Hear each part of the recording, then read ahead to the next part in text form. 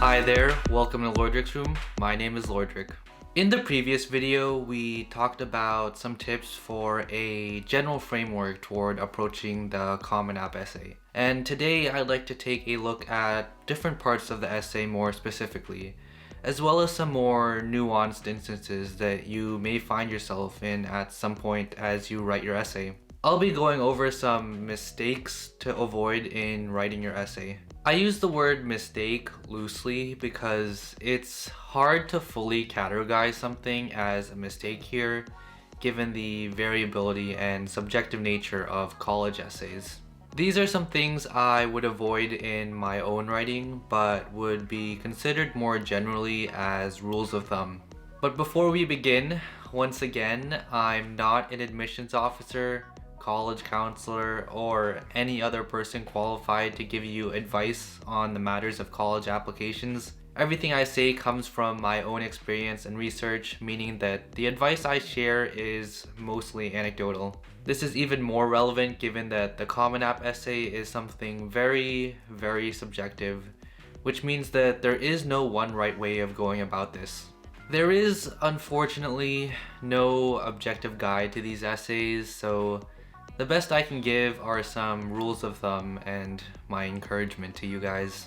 None of these points are going to be absolutes. Every essay is going to be different, which means that there are always going to be exceptions to the rule. If you're able to skillfully subvert these points I'm about to make, then all the power to you. Subversions in writing can be really effective if executed well, but it is more difficult to pull off and isn't always the best move. In other words, you gotta learn the rules before you can break them. That being said, you guys know yourselves the best. Ultimately, this essay is gonna be a culmination of your thoughts and experiences, not anyone else's. So do what makes the most sense for your essay in the context of your application and the messages you wish to convey. Alright, so the first sort of mistake to avoid is the use of cliches. This can come in a number of different forms, but ones I see really often are the cliche hooks. These are the kinds of hooks you use in your middle school English classes when you first learn about persuasive essays. They may have been effective back in middle school and maybe even in high school, but they aren't as effective once you reach the point of writing college essays. That's because these are the kinds of hooks that have become so overused. Things like rhetorical questions, quotes from some important figures, fact or statistics, things like that. In more general forms of writing, you could definitely get by with these kinds of hooks, but you gotta know who your audience is here. Application readers have read many essays over the years, which means that these essay starters won't really strike out to them as much. You want to grab your admissions officer's attention, and using a hook that a million other people could also use just isn't gonna cut it. Instead, you should try to come up with a hook that pertains to your story in particular. Maybe it's a piece of dialogue between you and another person in your story, or maybe it's the middle of an action sequence, or maybe it's some kind of bold declaration that makes you want to keep reading. Whatever form it takes, if your opening line is unique to your story, I would be more inclined to continue reading than if the hook was yet another presidential quote. Another form cliches take are those really common idioms like only time will tell, like a kid in a candy store, haste makes waste, and so on. Similar to the point about hooks, these phrases don't really pack that strong of a punch. These kinds of phrases are also quite overused, which can, in my opinion, make writing sound more amateurish. And although college essays aren't exactly the first thing that come to mind when you think of academic writing, cliche phrases like these are better suited for colloquial speech and writing other than your college applications. The great thing about language is that there are basically an infinite number of ways to say the same thing. So instead of using these cliche lines, which are pretty boring in my opinion, you can come up with a more unique way of saying the same thing. On top of sounding less boring, it allows you a lot more creative room than cliches would by nature. Along these lines, another mistake I would advise against making is forcing literary devices into your writing. By this, I mean including metaphors, similes, allusions, allegories, and things like that into your essay solely for the sake of having them in there. It may seem that an essay could become more sophisticated by sprinkling in some metaphors here and there, but that's usually not the case. More often than not, forcing in half-hearted literary devices usually has one of two outcomes. One, the metaphor or whatever you're using doesn't really contribute anything meaningful to the narrative and just becomes fluff that takes up word space. Or two, the literary device actually distracts from the narrative and kind of undermines the story you're trying to tell. Of course, there's also a third possible outcome, which is that the metaphors and whatever else you're using actually enhance your writing. This is the ultimate goal of using these devices, but that effect isn't automatically achieved by simply having them in your writing. Literary devices are a means to an end, not the end itself. This means that you use literary devices to get at something deeper. They aren't just there for the sake of being there. If you want to use alliterations, epistrophes, and whatever else in your writing, you have to consider what the purpose of you using them is and whether you can achieve the desired effect. All parts of your essay should be moving toward the ultimate message that you're trying to convey, and that should be no different for your literary devices. And if you don't feel like your essay really needs fancy writing like this, that's also okay. I wrote my essay in mostly just plain language, and a lot of my friends did the same thing. There isn't some kind of sophistication threshold you need to meet in your essay. As long as you can convey what you want to convey, you'll be all set.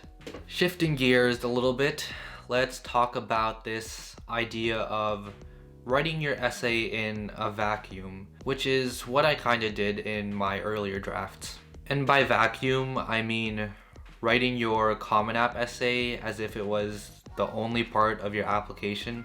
For example, if your essay is on an extracurricular activity that you did, it isn't really necessary to spend a paragraph or two describing what your activity is. This is because it's going to be pretty likely that you would have already explained what that activity is back in the activity section of the Common App.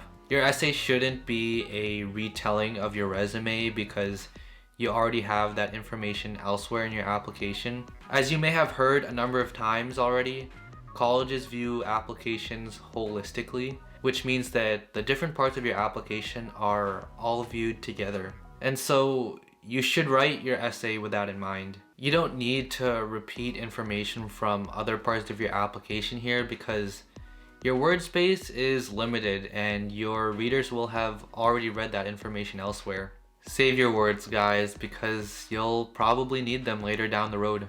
And on that note of saving words, it's pretty likely that you'll be able to save some more words by cutting down on your dramatic descriptions. I think one of the biggest offenders of overusing descriptions is the infamous sports essay. It usually goes something like this.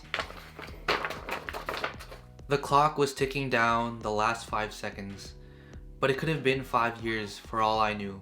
The roars of the crowd, a mix of cheering and booing, blended into white noise. All I could feel was the drumming of my heart, the hot sweat streaming down my forehead, and the grooves of the ball in my hands. Despite the defender thrusting his arms upward, I jumped in the air and launched the rubber ball toward the hoop. The clock hit 0 and let out a piercing sound, but everyone in the court fell silent and watched as the ball glided through the air before descending into the hoop with a satisfying swoosh sound. So in that short passage I just gave, there were a lot of details. However, having all those details wasn't really necessary. Those descriptive details, while sounding kinda nice, don't really contribute to the overall meaning of my essay. Using purple prose like this leads you to a situation where you run out of words at the end of your essay, so you have to give a half-hearted conclusion like, "And it was through that championship game that I learned to have more confidence in myself." That message is fine, but because I spent so many words describing every little detail of the last shot, I don't really have the word space to reflect on that game. But this doesn't mean that you should just rip out all the details of your essay. Without enough details, your essay may feel less grounded and more rushed. You want to strike a balance between detail and plot because you can't really have a good story with just one or the other. And similar to focusing too much on descriptive details, overusing the thesaurus can also be quite detrimental to your narrative. It's also the first thing that would stick out to me back when I used to read essays. When you're applying to colleges, it makes sense that you want to sound smart and sophisticated, but the problem with this is that it's pretty easy to tell when someone is using the thesaurus as they write. Using trepid instead of scared, saunter instead of walk, sagacious instead of smart. No one really uses these words in normal conversation, and it can sound a little unnatural when writing your college essays since these should be written in the same voice that you talk in. In cases like these, it would be better to write in more plain language. This doesn't mean though that you should start introducing regional slang into your writing, but casual language can be just as effective or even more effective than engaging in some ornate verbiage. I once read something that was something along the lines of, if you use the word edifice in your writing instead of building, all you've done is show that you know the word edifice. And I think that really sums it up pretty well, and I hope you guys can remember that line when you go back into your own writing. Moving right along, let's go over scope. This essentially refers to the range of your story, which looks at time and detail among other things. For one, the biggest limiter of your scope is the word count. You have 650 words, which is a hard cap on your essay. In terms of scope, this means that you probably can't fit your entire life story into your Common App essay, obviously without having to skip out on some pretty important details. At the same time, while there isn't a word minimum as far as I'm aware, having an essay that's only 100 words long also won't give you the space to really write anything of substance. On the detail side, you don't have the luxury of talking about every little detail, which means you have to pick out the most relevant parts of your story. You don't want to be too specific or you'll run out of words, but you also don't want to be too broad or you'll lose important details. Establishing scope early on can be really helpful when you're trying to decide what details to include. For my essay, I knew that the main part of it would take place over 1 month, which meant that I could choose a couple episodes from that period as the focus of my essay. I've also heard online of having the main episode of the essay take place over just a few minutes. I think that this method can work well since it'll really zero in on a specific event, which will usually give you more word space for internal development and reflection. My essay didn't really use this framework exactly, so I can't speak to it too much, but I have heard of some successful instances of this kind of essay. So it may be another viable approach depending on what kind of story you're trying to tell. But of course, once again, take it with a grain of salt. This brings us to the reflection, which I believe is the most important part of your essay. It's in the reflection that you can really show your personal development as a result of the main event of your essay and how that development will take you moving forward into college and also potentially after college. In my mind, this is the part that admissions officers are really focusing on because they want to see how you are able to grow not only as a student but also as a person, as well as whether you have the kinds of personal qualities that that school is looking for in their student body. Since reflections usually come at the end of the essay, these parts can be left underdeveloped as a result of the dwindling word space, but I would much rather sacrifice some details earlier in my essay in order to have enough words to properly reflect. It's important that you're able to paint a clear message to whoever is reading your essay because they don't know you. You know what your message is because you're the one who experienced it and you're the one writing it. But your readers didn't experience it and aren't the ones writing it. So the only way for them to really get into your head is by reading your essay. This is not the time to rely on reading between the lines or leaving it up to the reader's interpretation. Your message should be clear, which is why it's important to have a really fleshed out reflection. Honestly, in my opinion, the rest of your essay, the main story, is just a vehicle for giving readers enough context for you to be able to explain your reflection properly. This is the part where you show your readers the reason why their school should accept you, so you really have to make it count. So finally, we'll end with the conclusion, which is a little bit different from the conclusion I was just talking about. Similar to the reflection, last lines also tend to be pretty underdeveloped from what I've seen from reading other people's drafts in the past. An underdeveloped conclusion can leave your essay feeling unfinished. And I think this effect is more pronounced when the rest of your essay is super solid and you end it off pretty weakly. The way you end your essay is gonna depend on a lot of different factors, but I would say that you just want to end strong. Your last line should be worthy of a mic drop. If you read your essay and can't imagine yourself dropping the mic at the end, your conclusion may not be as strong as you want. Alright, so these have been some mistakes to avoid in your Common App essay, but don't feel the need to take these as absolutes. Use them more as rules of thumb to help guide your writing, but feel free to break them as you guys see fit. Good luck on your essays, guys, and I'll see you next time.